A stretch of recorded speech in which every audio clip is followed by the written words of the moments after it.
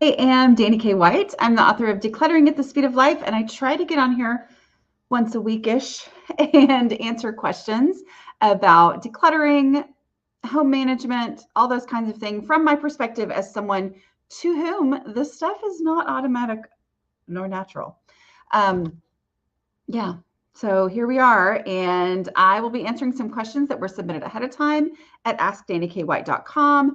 And then I will be taking questions from those of you who are watching live. I normally don't do this at this time. I try to do Tuesdays at noon.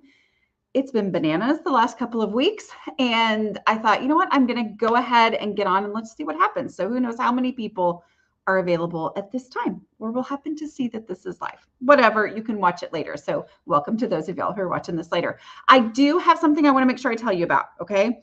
And that is that y'all know I have decluttering coaches, right?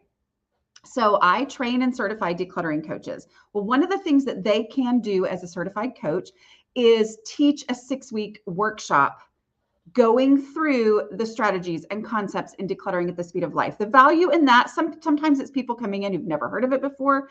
But if you have heard of all this stuff, obviously, because you're watching me, the value of it for you would be having a live class with a teacher who's there to have discussion and answer your questions and things. Anyway, my 6 of my coaches, I have over 40, but 6 of them are participating in a promotion where they are offering this class in February going into March it's a 6-week class for $50. Okay. 2 of them are live. Anyway, you can go to declutteringcoaches.com/class to find out if there's one that fits your needs. 2 of them are live classes. And, I need to take that other banner thing down so y'all can see this. Where is it? Sorry. Here we go. Oh no, I thought I was going to have their locations on it. We've got one that's live in North Carolina, one that is live in Massachusetts, and then the other 4 are online workshops, but they're live classes. Okay, let me make sure nobody's saying that they can't hear me because that's always funny. Oh, sounds so cool. Great, you can hear me. All right. But yeah, I just wanted to make sure that y'all knew about that so that yeah, how do I get off of this? Banner's brand. That's it. Okay. Just want to make sure y'all knew about that so that you can take advantage of that if you're interested. Again, the place to go is, this is going great, declutteringcoaches.com/class. Okay. All right. I am going to answer some questions that were submitted ahead of time at askdannykWhite.com. And I will be putting a shortened version of the question up here, and then I'm going to read the question as it was written because there's always more context that way, right? Okay, here's the question. How do you cope when others in the house keep getting more stuff? I have tried to minimize my things, but it's not really catching on. I don't feel like I have anything left to get rid of. For example, I decluttered my shoes so they fit into my section of the shoe cabinet and everything went away.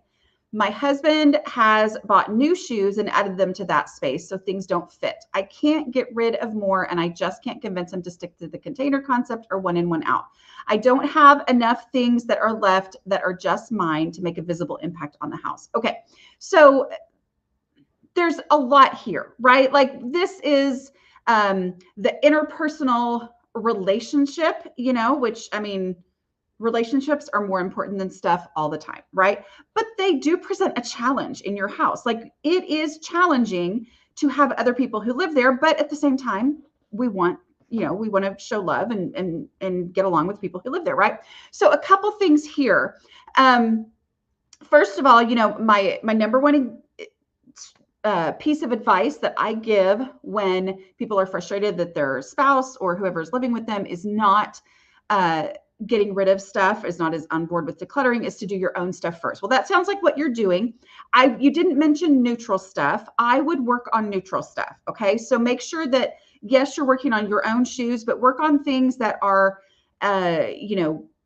things that are just maybe not specifically his, but that you feel like you have maybe some authority over, if there's certain areas of the house that are kind of your areas, right?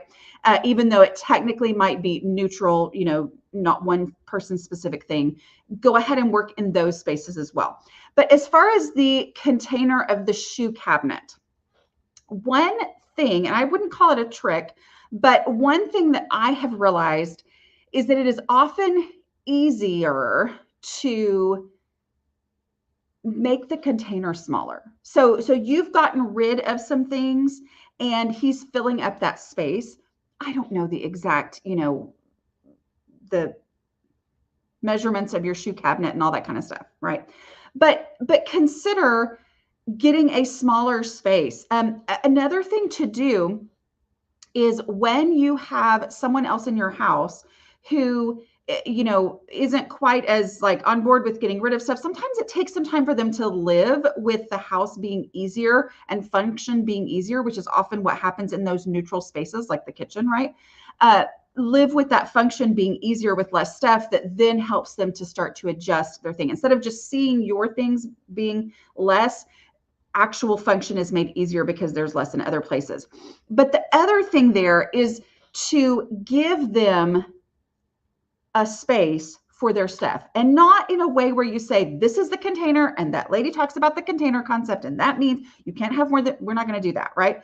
Don't even mention the container concept. Instead, is there a space in the house for, his stuff? And I know you talked about shoes here, and this probably isn't exactly the thing we're talking about in this situation, but is there a place in the house that you can create space in that house by getting rid of something? Identify, where can I give him a place that, it is his to use as he pleases, and ruthlessly get rid of things in there. Maybe it's, we don't actually, our kids are older now, and so we don't need the baby things that kind of we just kept for a while and didn't realize, our kids had grown out of them, because that happens. Or maybe it's, this, hobby that I personally used to have, and I actually don't do that thing anymore. And so I can clean out that cabinet and say, hey, I have designated this space. I cleaned out this space so that you can have it. Okay. And so put anything you want of yours in there, and that way we'll know, like if it's memorabilia or, things like that. This is what I did with my own husband. I cleaned out something and said, put your stuff that you really want to keep that just kind of didn't have a place and it was floating all over the house, put it in there. And that made him feel like I honored his stuff, because I did. I honored his stuff. He has interests. He has things he likes. But it was a container, and it was a natural thing. And so it was like, yeah, that's the place for the stuff. And then, I casually mentioned that, put your favorite things in first, and then whatever doesn't fit, then that will need to go. But yeah, no, this is the space. But the emphasis was on, here's a place for your stuff, as opposed to, can you please get rid of some stuff? And just that is the container concept is such a natural sifter outer of stuff, like of the different, how much importance something actually has for me. Okay. Or for him, or for anyone, that it really helps with that. So that's some advice that I have to give there. Okay. All right. Next question. The full question is, I missed one. I don't have a little thing on it, but somebody had asked, since we talked about the coaches a little bit earlier, do you have a payment plan for the Decluttering Coach certification? Yes, absolutely. I do. So you'll need to email us. Just send me an email and we'll send you the link to do the payment plan for that. If you want to become a coach, that's at declutteringcoaches.com, but you can email me aslobcomesclean@gmail.com. Okay. All right, this question. This is a two-part question after submitting one previously. Okay, so she's given a little bit of context from before. I submitted one previously saying, I'm terrified at the thought of trying to return to work full-time again, as I just did not cope previously and the house became so bad. I've spent 2 years trying to dig our way out again. I think I've answered my own question by relentlessly listening to episode after episode and book after book. I think she's talking about my episodes and my books, just in case you're curious. Anyway, I think I have not yet reached my clutter threshold, despite having donated a lot. And that when I reach this, I will have more time to do other stuff.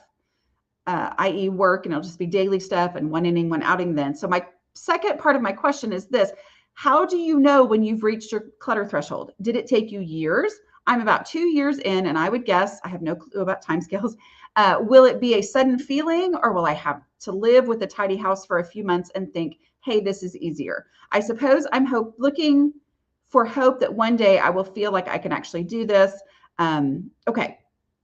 So this is a fantastic question, right? So we're talking about clutter threshold. For those of you who might be new, which it says declutter threshold, but it's clutter threshold. What that means is it's the point at which you only have in your home what you personally can easily keep under control. Okay, so it is not a preference. It's not an aesthetic. It's not a look that I'm going for. It is simply, what can I handle? How much stuff can I handle? The only way to find your clutter threshold is to declutter. So you declutter, as long as you feel like my house is overwhelming to me, my house is hard to keep under control, you declutter. And then at some point you realize, oh,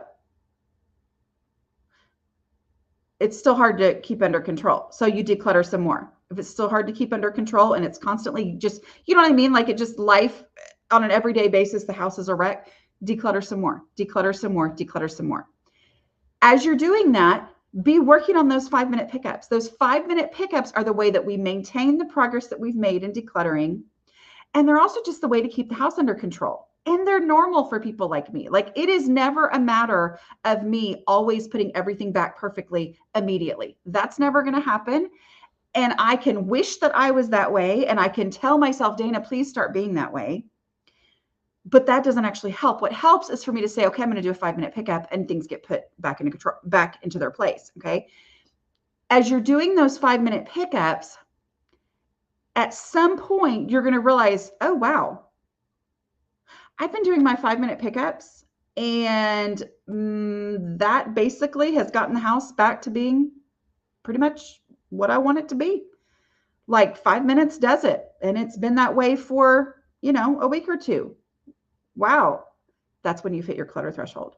When a 5-minute pickup consistently gets the house back under control on a regular old day, you've hit your clutter threshold.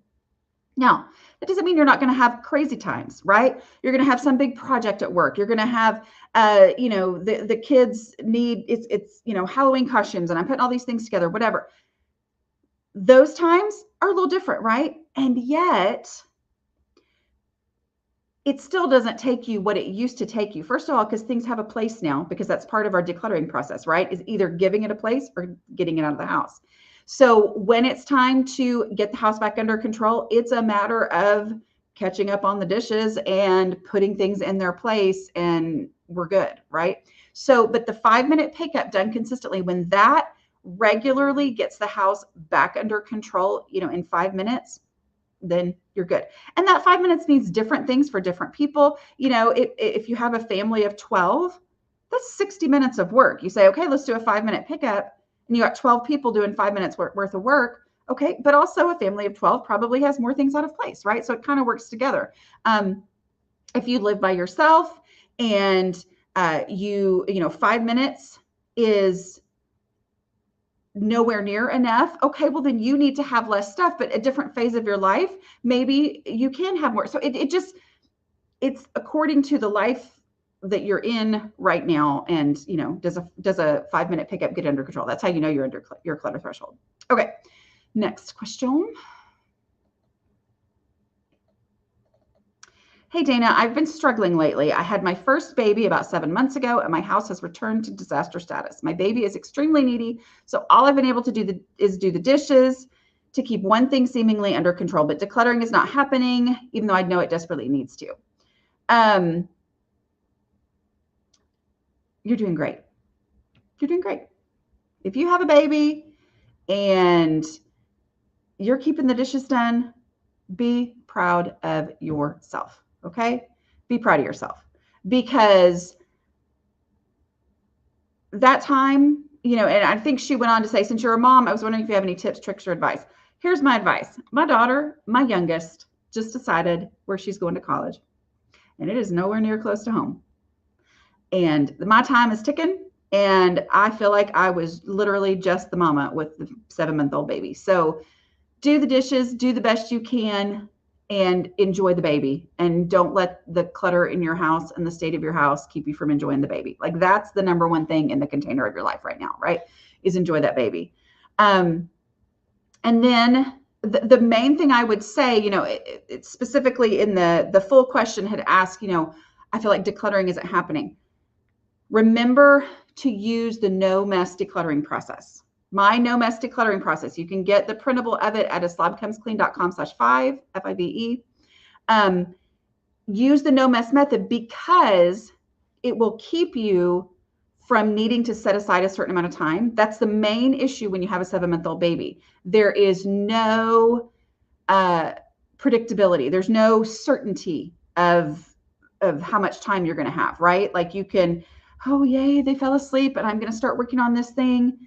And the baby wakes up, 7 minutes later, whatever. So you don't want to do the pull everything out method, which I never do anyway, but you don't want to do that because it's like, okay, I think I've got this much time. I'm going to pull everything out. Baby starts crying, and now it's worse off than it was before, which is so, so defeating, right? So you use the no mess method, one item at a time, final decision by final decision, and act on that final decision.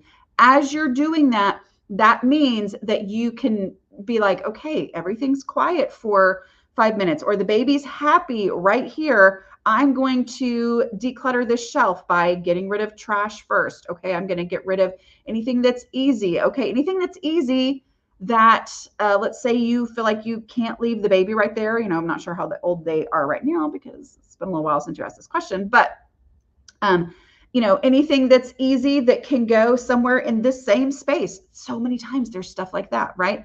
Okay, is there anything that's a donation I can stick straight in the donate box? Just doing that is going to greatly improve the house. Okay. All right. I'm going to take some questions from those of you who are watching live. Yeah. So if you have already asked a question, go ahead and ask it again to make sure that I see it, because otherwise I might not be able to. And put question marks at the front of your question so that I'll catch that. Okay. Let's see.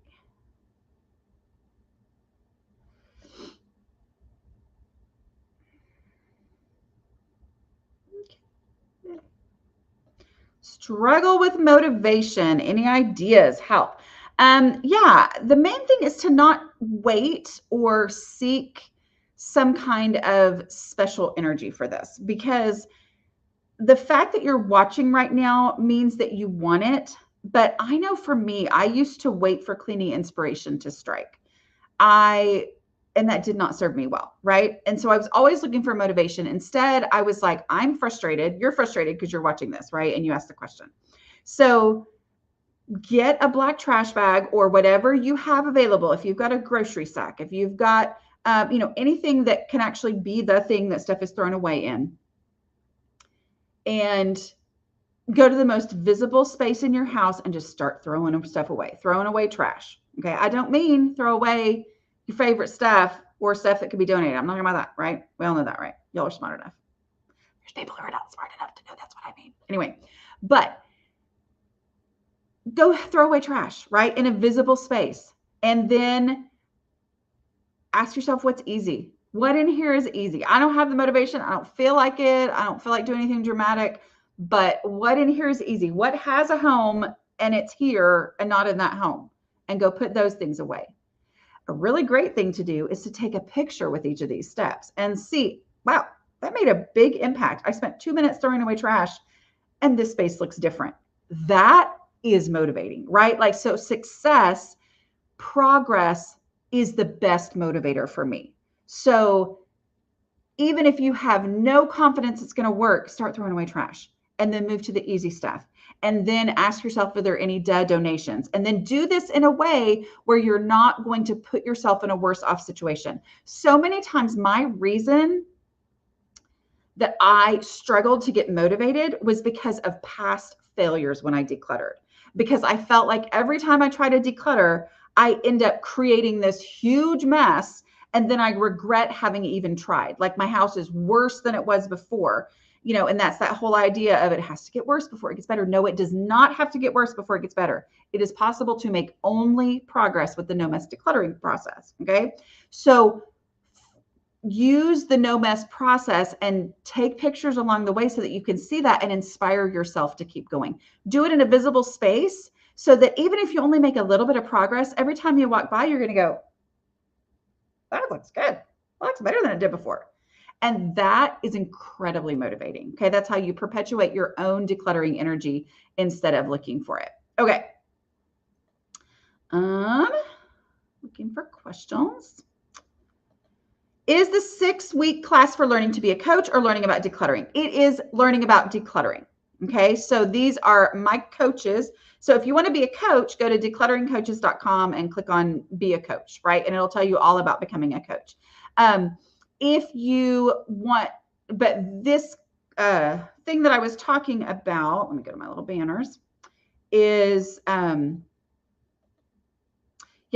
coaches, my decluttering coaches, they're certified by me, had the opportunity to participate in this promotion, okay, where I'm pushing this out and being like, hey guys, go take these classes. They're running these classes February through the beginning of March. We thought, that's a good time as people are kind of like that decluttering energy from January is starting to fizzle, right?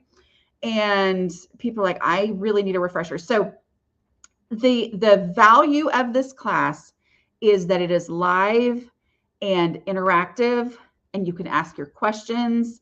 Hopefully you're going to love your coach and decide to use them, to hire them to help you go through the decluttering process. But you're going to learn about it. It's basically the curriculum is decluttering at the speed of life, right? So it's another way to dive in to that content and, have this in a class setting. It's a live class. Okay. All right.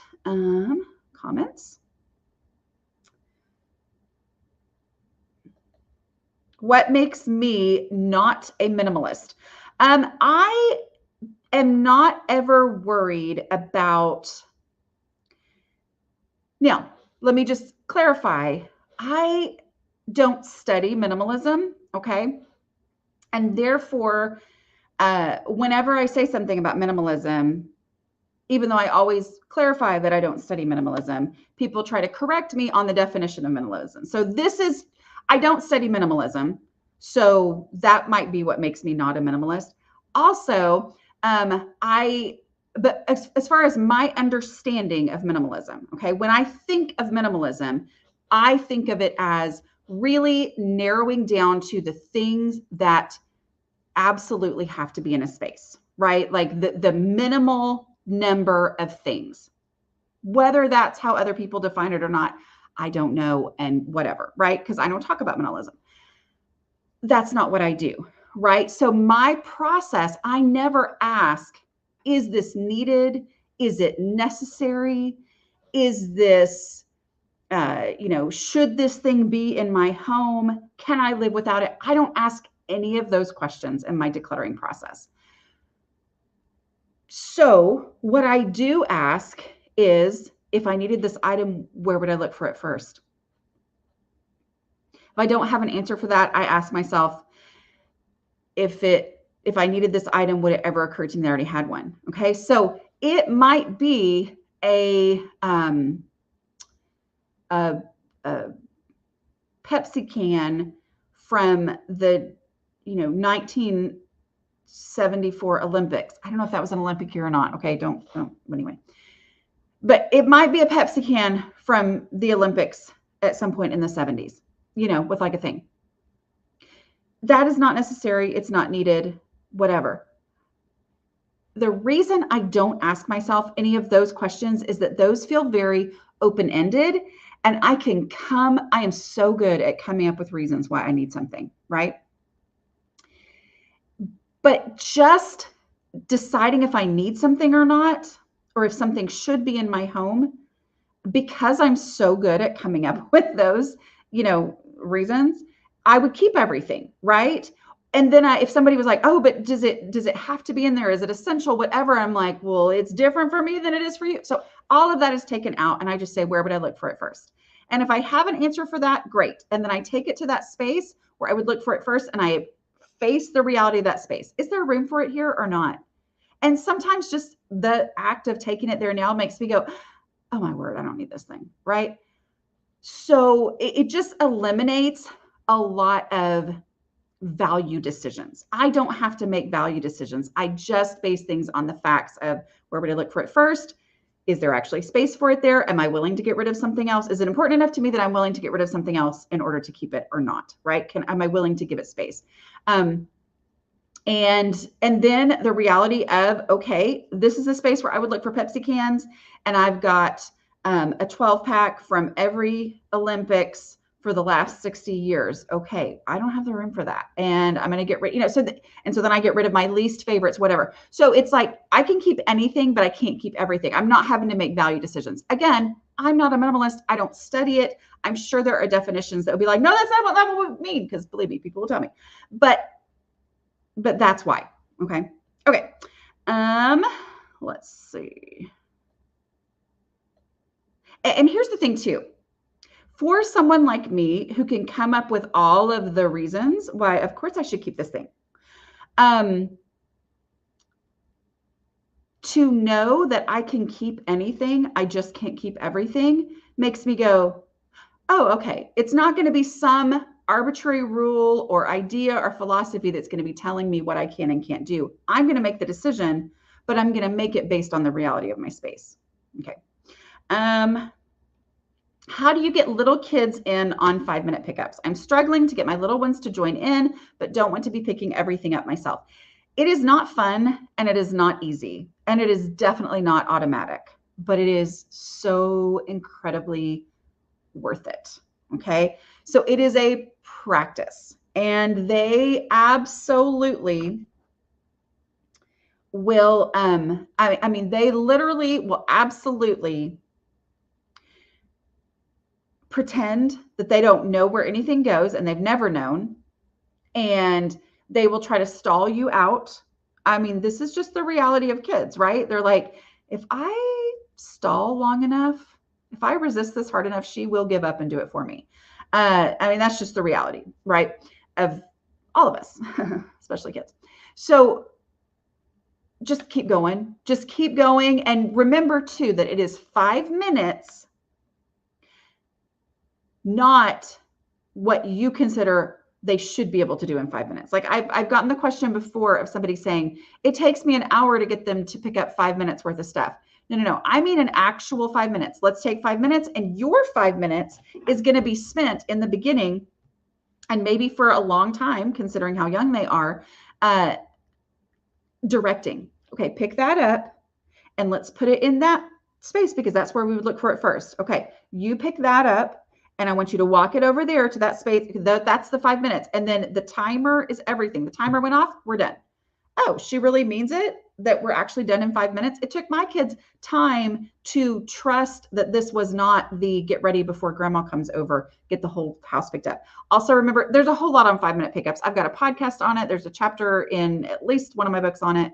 But it is not, in the beginning, it is not get everything done and then do 5-minute pickups. It is, no, a real 5 minutes. I'm going to spend 5 minutes picking things up and putting them away.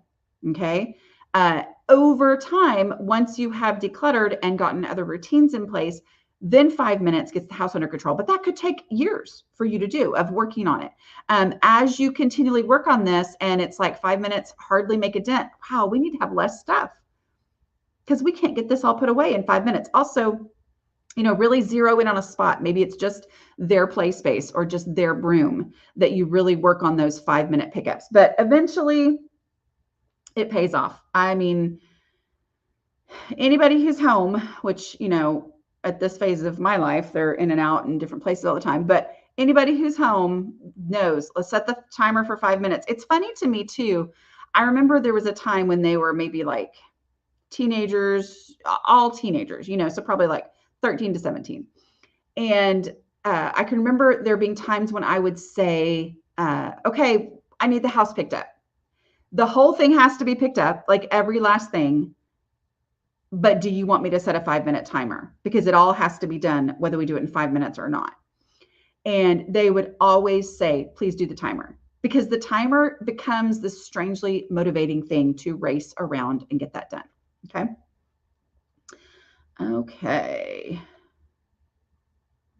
Okay. Let's see. Let's see. Yay. Love it. We haven't followed me into minimalism. You might end up there. I mean, really, truly, if minimalism is your goal, this decluttering process works, right? Like this is the way to it works for all kinds of decluttering, no matter what. I have a hard time getting my autistic daughter to go through her room and donate some sensory toys because she has a lot. Okay. The thing I would recommend on this is get the printable of the 5-step process, slobchemsclean.com/5, FIVE. So get that printable, have it in your hand, and go through the steps. Okay. So instead of it being like, go through your room, let's just look for trash. And maybe that's all we do in this sitting or in this day, but like, that's what we're going to do. We're going to go through and just look for trash. Now, it's very likely for a lot of people, in all kinds of situations with their kids, whatever, to be like, they can't seem to see the trash. It is not a matter of telling her that is trash, pick that up, and she argues, oh no, this is not trash. It's literally, is there anything in here that's trash? Just look for trash. And if she doesn't see it and you're like, oh my word, that is trash right there, you let that go and you just say, okay, we'll move to the next step. Is there anything in the room or in this section of a room even that has a home somewhere else that you do know where it goes, but for whatever reason it's here? Let's go ahead and get that. That's easy. Let's take that out and go put it in the place where it belongs. Go through the steps layer by layer, step by step, so that they can start, so that they know exactly what it is that I'm supposed to be doing. It always, for me, cleaning felt ambiguous. Okay. Going through my stuff felt ambiguous. This takes that ambiguity out and it gives me the steps to go, step item by item. Okay. Container concept. How do you move forward when spouse doesn't want to declutter kids' clothes? Can't put clean clothes away. He wants to buy a second dresser. Mother-in-law buys all the clothes. Okay. So, obviously there's a lot here. There's family relationships and blah, blah, blah, blah. One idea would be to, do the, rotation of things either by season, or if there's anything in there that doesn't, fit, as far as like right now, and it's, put in there for later, separate those things out. And this is going to sound, I won't say that because that sounds wrong, but if it comes down to memory stuff, let's say that it's stuff that's like sentimental. My rule for myself is, if I want my kid to not donate something because it's sentimental and yet they don't consider it sentimental, it has to go in my space, right? Like it has to be important enough for me to put it in my own space, right? Like it is not my child's responsibility to hold on to something for sentimental reasons when they're not the one who's sentimental about it. I am, right? And so I do. So it's like, okay, then we can put the off-season clothes or the ones that, have been purchased for, time ahead in the top shelf of our closet. Oh, well, I don't want to put, well, but there's no room for it there, that kind of thing. It's not easy though. I'm not saying it's easy. Let's see. Trash makes a difference. Don't make a mess. I do have a video on using the 5-step process with clothes, so go check that. Let's see. What to do with handmade furniture that is no longer fitting the decor? A bookcase that looks like a dollhouse, but is sentimental. Yeah, I actually had a blog post on exactly this. It was a bookshelf that I had painted to look like a dollhouse, and my daughter was ready to get rid of it. And it was a post from years and years ago, like in the moment when I was actually doing it. And at that moment, what I did was I gave myself permission to be sad about it. That was how I did it. I said, I'm sad, and I'm going to sit here. I'm going to feel this sadness. And I'm going to look at this thing. I'm going to take some pictures, and I'm going to enjoy it. And then I'm going to donate it because it's tough, right? So again, are you willing to put the bookcase that looks like a dollhouse in one of your spaces? Are you willing to give that space there? You know, you can keep anything, but you can't keep everything. Are you willing to say, you know what? I want a bookcase that looks like a dollhouse instead of this one. And even though that doesn't fit my decor, oh well, but if you have a specific decor, that can be the thing. It's like I'm blaming the reality of the space as opposed to saying that I don't value this thing anymore. I'm worried to throw, I love your profile picture. That's beautiful design. I'm worried to throw something away and someone is going to be upset with me later about it. I have family members who have gifted us things and will ask me where the items are now.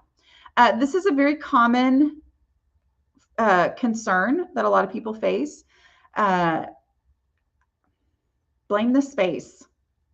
Blame the space and admit that you are trying to get things under control. I had to realize that I have my own sentimental actual attachments, and I didn't have the bandwidth for other people's sentimental attachments. Okay. For things that they thought I should feel a certain way about. I was like, I didn't have the room in my house, and it took some time.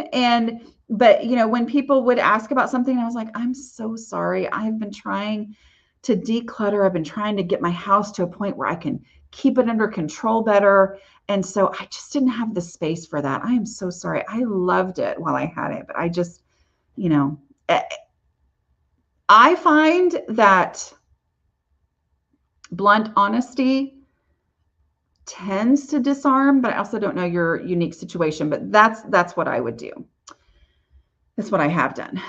I have moved 80% of basement items to the main floor because of current lack of mobility. Any ideas on how to best group? I'm finding I now don't remember where things go. Okay. So instead of remembering where things go, instead, item by item, one at a time, ask yourself, if I needed this item, where would I look for it first?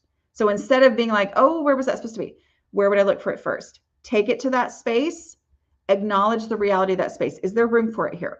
If there's not, then I need to remove something that's either trash or a donation, an easy donation, to make this space for it.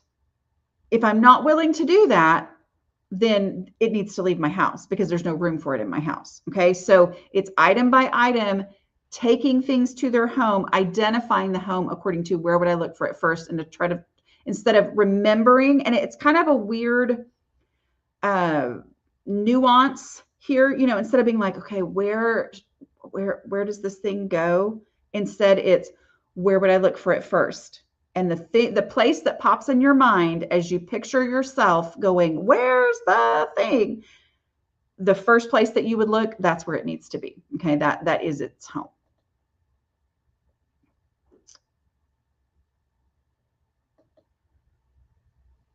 I don't know if you're asking a question or if you are answering someone else's question. Is it possible with the no mess progress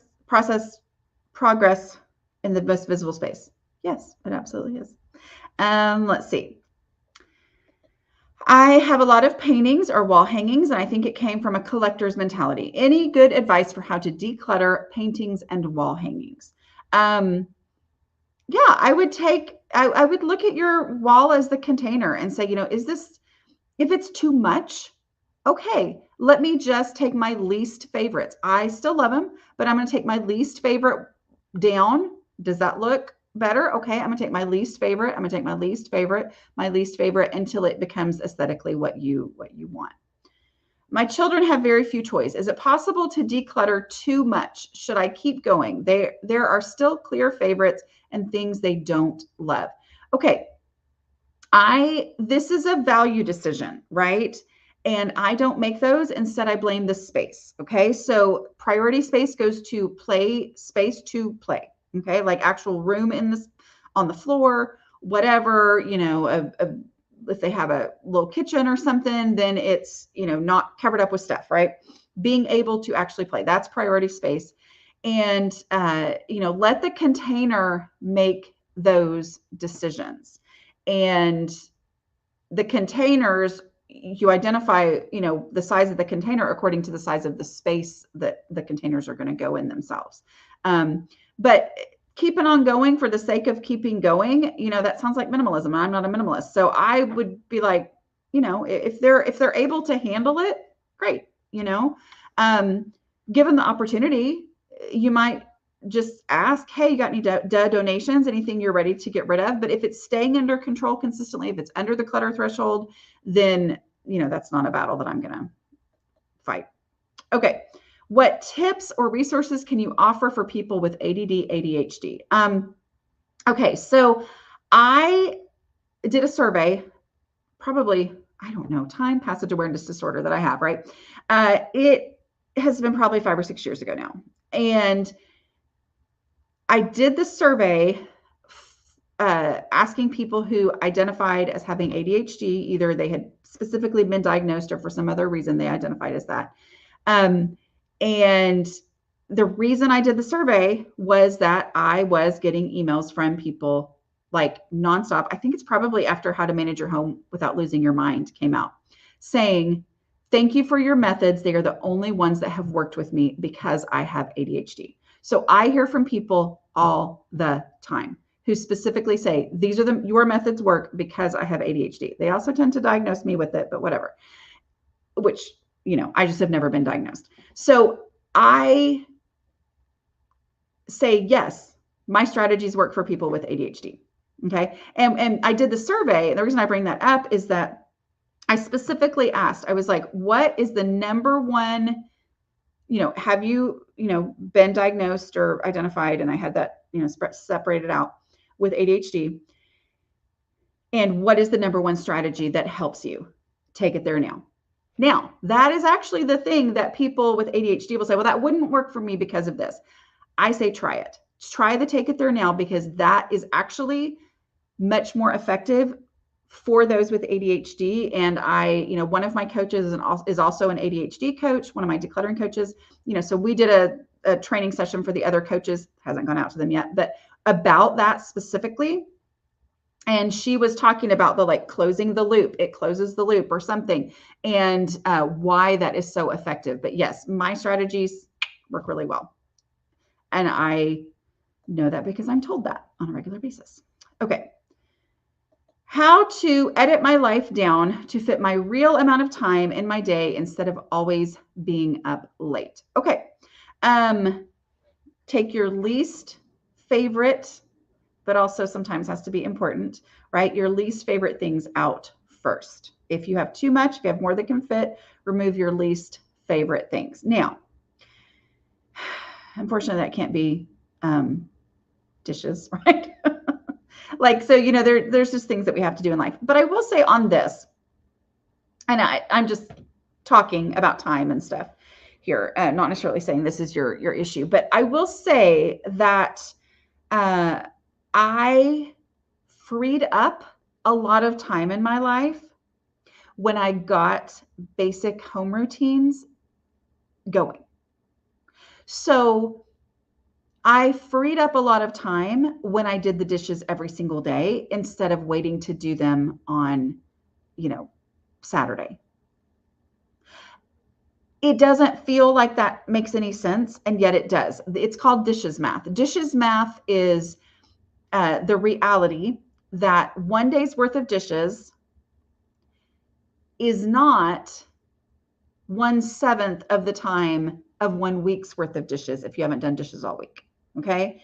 It doesn't work mathematically. So, but I thought that doing the dishes was an hours long process because I always waited until I was out of dishes to do the dishes. Right. And so it always took me hours to do them. And so I thought, well, if I do the dishes every 5 days and it takes me 5 hours to do them, that means 1 day's worth of dishes takes an hour. I don't have an hour on a random day to do dishes, right? So that was part of my rationale in putting it off.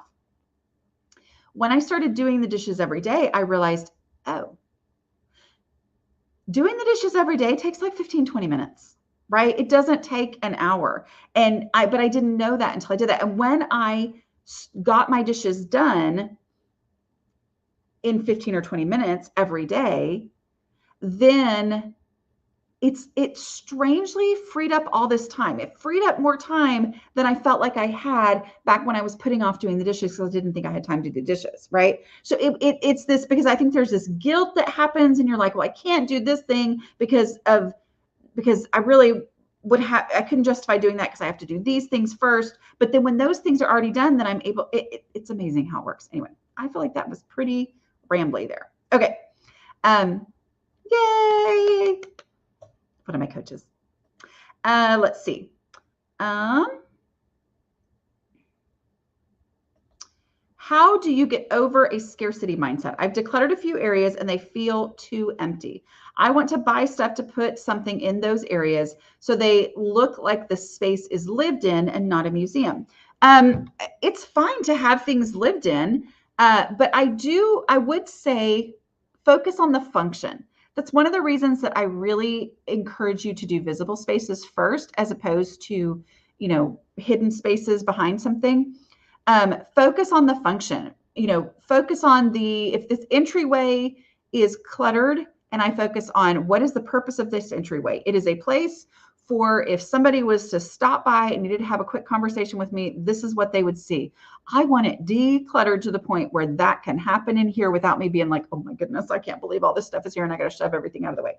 My living space, my living area, I want it to be decluttered to the point where we can plop down at the end of the day and have a conversation, watch a movie together, and there's not all these things to do first, right? So really focus on the function of the space and enjoy that function. Give yourself some time to adjust to this and appreciate how much easier it makes. So like if you open up a drawer that used to be shoved full with all these things, and now you've gotten rid of the excess and you can actually see what's in there. Yeah, it looks a little bare, but you open it up and you're like, oh, I can, find my thumbtacks like that. I may not use them all the time, but when I need them, I need one.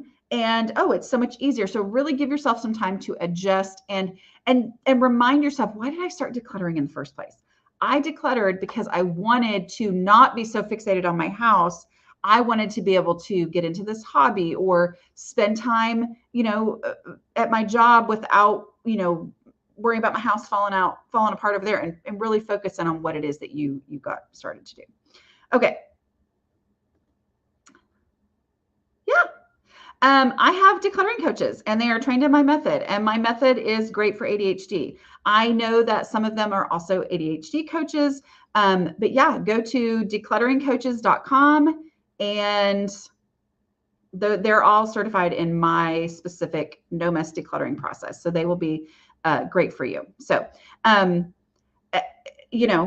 they use my process. That's the reason I have declutteringcoaches.com. I know how hard it is to find someone, because you're like, I want to have somebody help me, but what if they can't? And what if they come in and they try to do all these other things, but I've figured out what works for me. Dana's methods work. They are going to use my methods. Okay. So declutteringcoaches.com is where you find them. Okay. Let's see.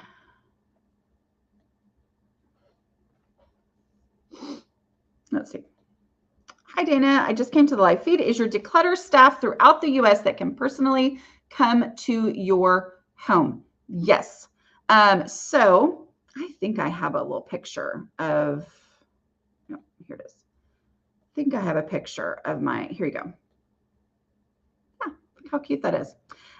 So yeah, you go to the website, you click on your state, and you find out who is in your area. Now, we're growing. We're adding coaches all the time. We do have worldwide coaches too. I think we've got 3 or 4 who are all over the world. They're not all over the world, but in different places around the world. So we're growing all the time, but, and I know we have at least 2, maybe 3 in California.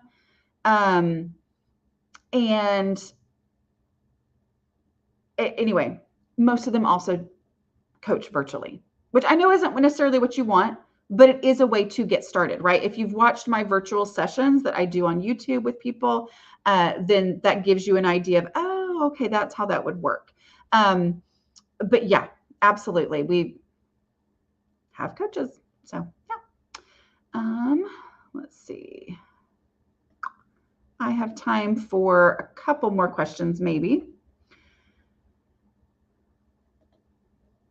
What you're feeling about collections, for example, teacups, crystal pieces, etc. You can keep anything, but you can't keep everything. And so anytime you have a collection, where would you look for it first? Okay, I'm real big on, if something's important to me like that, then I want to display it. Like, I'll just use it for my decor, right? But I let the space, the reality of the space, limit the collection. So that means that if I have a collection of, if I collect antique model cars, like little things, then the space that I have to devote to antique model cars determines how many I can have, which means that as I find a really amazing one, I have to get rid of the least amazing one if that space is full, and one in, one out. Okay. And that's really how a collection is curated as opposed to just collected, right? Arbitrarily. So anyway, yeah, I mean, but you can keep anything, you just can't keep everything. So the thing that really means, though, is like, my right now life gets priority. So if I have been collecting teacups, and I have so many teacups that they fill all of my kitchen cabinets, and I don't have any space for the skillet and the soup pot and the silverware and the food storage containers that I actually use every day. And so those are out on the countertop, and my kitchen always looks messy, but I don't have any room to put them in the cabinets because they're full of my teacup collection. Then I'm like, no, my right now life has to have priority. So those things need to have a place to be, which means I'm going to take my least favorite teacups out until I have the space to actually devote to my right now life. Okay. So the container concept is basically the answer to every decluttering question ever. I'm relocating my office, which is now in my dining room, into my son's former bedroom. My son still has his stuff in the new office. I'm feeling challenged. I'd love some help. Yeah. I mean, it's basically, what is the function of this room now? Okay. And I know that son's former bedroom, like, I mean, I'm in that phase of life as well, right? Like, so it's kind of like, okay, so this one has moved out into an apartment and he took stuff with him, but left a few things behind. And then this one is off at college. And so he is going to be coming back a little bit here. So it's kind of like, okay, how does all this work? But you define the room. Actually, I have a video coming out tomorrow about defining the room, but you define the room like, this is the office. And so are there some of the things that can be used to help the function of the office? But if it doesn't help the function of the office, if it hurts the function of the office, then it needs to go out. Whether that is, okay, then those things go into a corner of the garage, and that's a limited corner, which hopefully he can help make those decisions of, this is the space. For my son, I was like, you can keep things on the shelves of this closet, because I know you don't want to take everything with you to your apartment that, you're living in with a roommate for a couple of years or whatever. I know you don't want to take everything from your childhood to that. So this is the space that you can keep that. And it became pretty easy for him, because it was like, oh, so I have a place to put things, but I can't put everything up there. And so it was like, looking at things that way helped make it pretty easy for him to be like, okay, well, this, yes, I definitely want to keep that. I was totally surprised at a couple of things he wanted to keep, and totally surprised at some things he didn't care about keeping. So, but it's that designating a specific space, but your office is not a storage space, right? So it's that defining the room that way.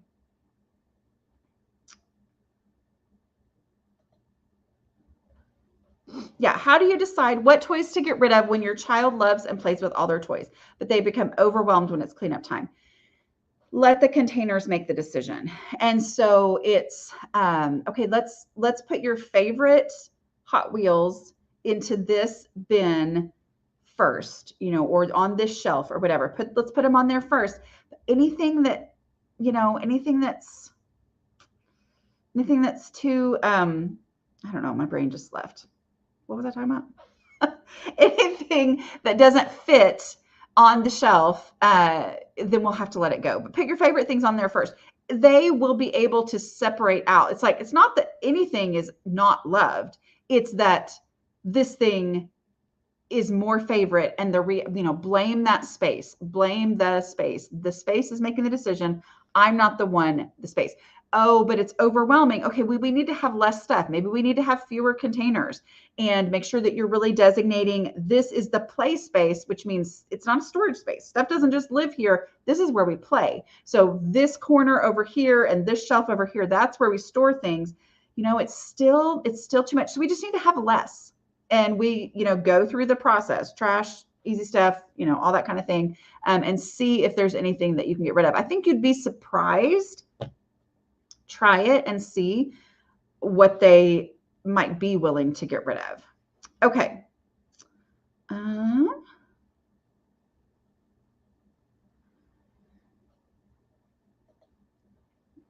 think this will be our last question. I'm a pastor's wife. People love to give us gifts. How do we graciously let people know we would rather not receive more inventory? So hard to not hurt people's feelings. Blame the space.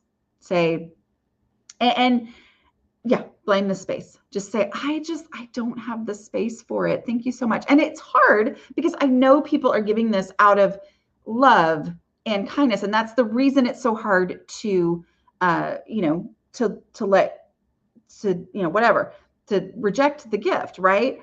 But if the space is the reason, and also like blame your own clutter threshold. Say, I have found that I am not great at keeping up with a lot of stuff. So it's actually easier for me to keep my house under control when I have less stuff in it. And so just blame the realities of your clutter threshold and the realities of the space. And, that way you're able to say, thank you so much. I can't handle it. I'm so sorry.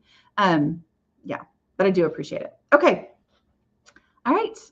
That's it for today. I just want to remind you real quick, okay, that my coaches, 6 of them are hosting live classes where you will go through the concepts and strategies in Decluttering at the Speed of Life in an interactive teaching discussion-based format. And they're offering this right now for a special of $50. So I have about 40 something coaches, but these are the ones who are participating in this. There's one live that's in Massachusetts, and I love Massachusetts, y'all.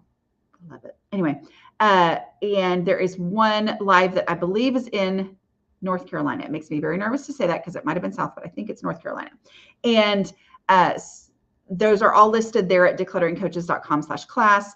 And then there are 4 that are hosting their classes virtually. Okay. And remember that most of my coaches also coach virtually. So if you're like, I don't want to do a class, but oh yeah, that's right, she has coaches. Go to declutteringcoaches.com, find a coach. There's that map feature. You can find one in your area. If there's not one close enough to come to you in person, they do have most of them also do virtual coaching as well. Okay. All right. It's been fun. I'm glad I was able to do this live, even though I missed yesterday. So I will talk to y'all later. Bye.